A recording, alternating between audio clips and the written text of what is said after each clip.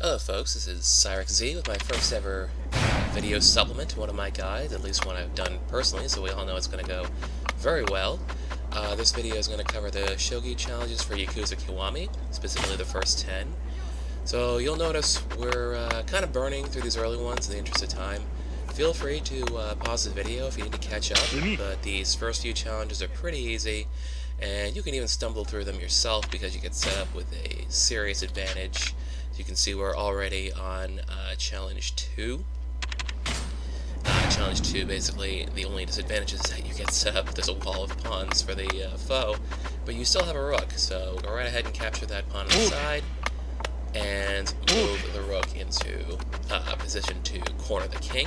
And once you do that, the pawn you've captured, you can just put near the second to last row, move him up to the back, promote him, and done.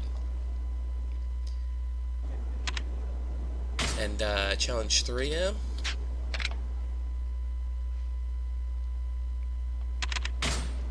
So Challenge 3 is a little sparse for the most part. The point here is to basically end up capturing some of their some of the opponent's pieces, so you can place them later.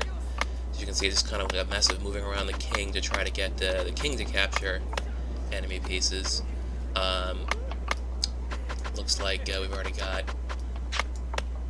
the knight, and now we're going to go push further. Get the knight into promotion position so we can promote it, and then push forward to the lance. Notice the lance has seen our progress, so he's decided to jump ahead, capture the lance, place him on the second column so you can put the king in check, and now move the knight into position so we can get checkmate by pushing it into the corner.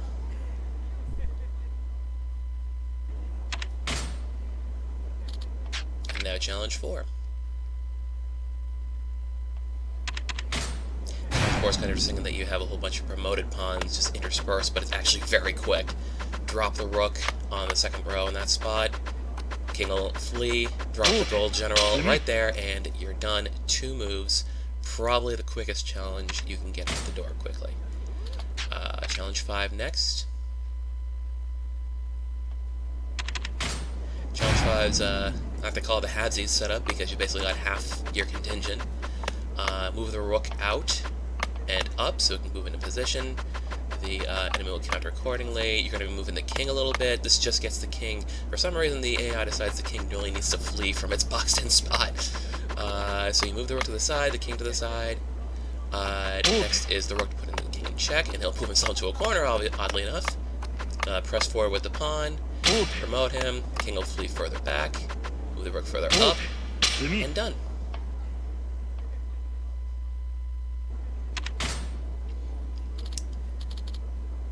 Challenge 6.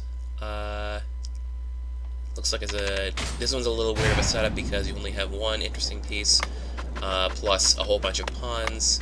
So basically the setup of this one is try to get it to respond to your moves.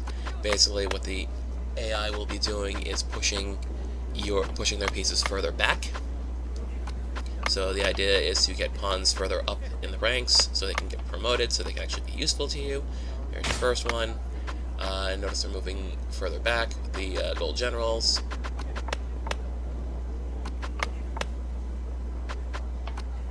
Yep, now you start pressing on with your promoted pawns to push enemies further back. Here comes another promoted pawn. These two promoted pawns are going to do the lion's share of our work. Move the silver general back. And now you've effectively boxed everyone in. Now you got to move people further in position. That's just a move to get the things moving on the left side. Yep, get the pawn there. Move the silver general there so it can be promoted, but then immediately captured. Oh no. But guess what? Now we can just capture that gold general. We can use him instead. Someone's getting a little fancy here, trying to buff on our king, but we've already put everything into a corner, so we're all set there. Now, the next one's Challenge 7. 7 might take you a few tries, because the strategy I put up hinges on the opponent's second move, putting the bishop in the lower left corner. So you'll see when we do this, we'll start by moving a pawn,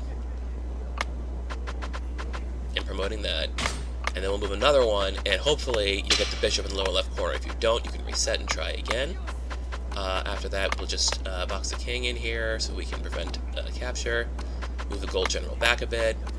This whole thing is just to get the bishop on our side, bait the bishop so we can pull him out, put the bishop in the upper part of the board there so the king starts moving away. Now run through and collect all these pawns. Yep, now you've got a setup to put a whole bunch of pawns in a line. By the way, if any of these strategies don't end up working, just reset and try again, and hopefully the AI will do your work for you. Move the bishop to check the king again, and now push up the other pawn to promote him, and now you've boxed the king in the corner and done.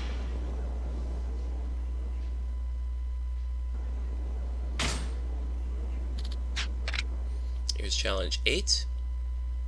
Challenge 8 puts you at a pretty big disadvantage with a whole bunch of mess in the lower left corner and a few guys in the lower right. You still got a rook though, so put him in the top corner, promote him.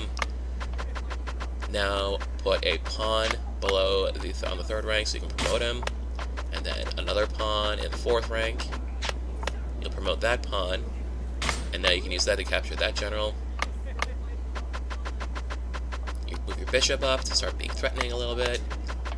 Now you can put the silver general in that position. Take the left gold general.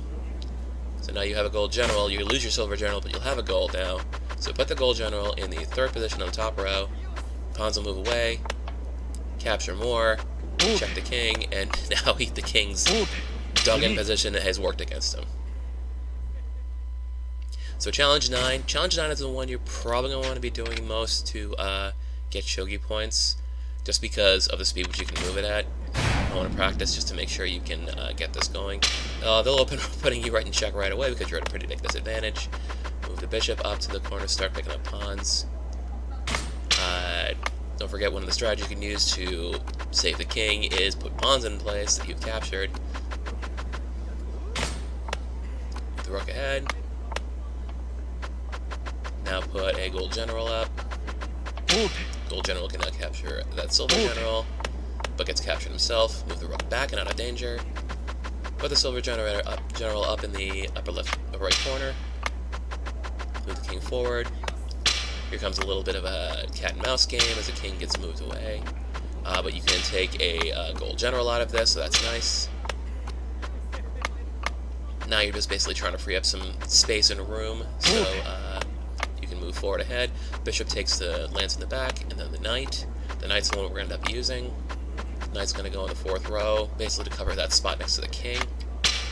And once you get everyone out of check, put a pawn in his way, and then move the king further out of check. And now that you got some room, put the rook down to put the king in check. And lastly, you're going to get a gold general into that spot there, and checkmate. So practice with that one so you can get a lot of shogi points out of that. Here's challenge 10. The reason we're not going to be doing challenge 10 for farming shogi points will be obvious in a moment.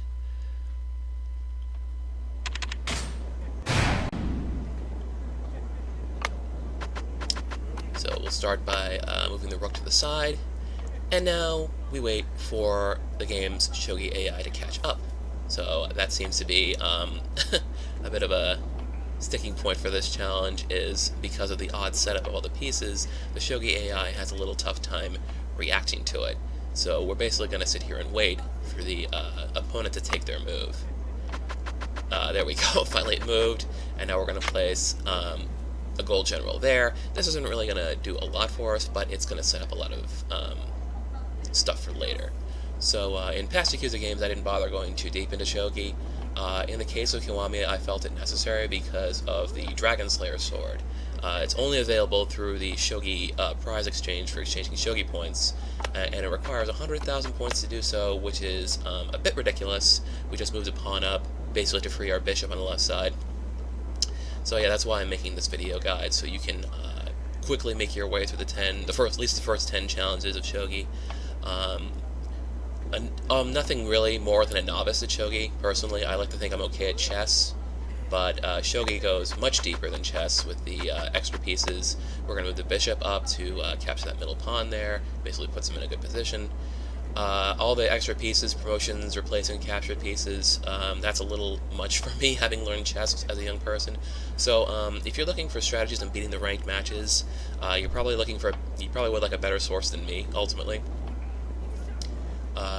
If you folks end up finding a better, quicker, or more reliable solution, please let me know, and I might make an update to this video. You'll notice we moved the center pawn up behind the bishop. One of the things I do appreciate about Yakuza 0 and Kiwami's Shogi localizations is adding the little letters under the pieces, so people not familiar with kanji can ID the pieces. You've got the crown for the king, the G for the gold general, and so on. Alright, we move the pawn up there. The bishop got captured, move the pawn in a place there. We're not going to cover the final challenge in this video, as you might expect. People are currently working tirelessly in the lab to get a reliable solution for that one. These people are people who are not me, because, again, I'm not a very good shogi player.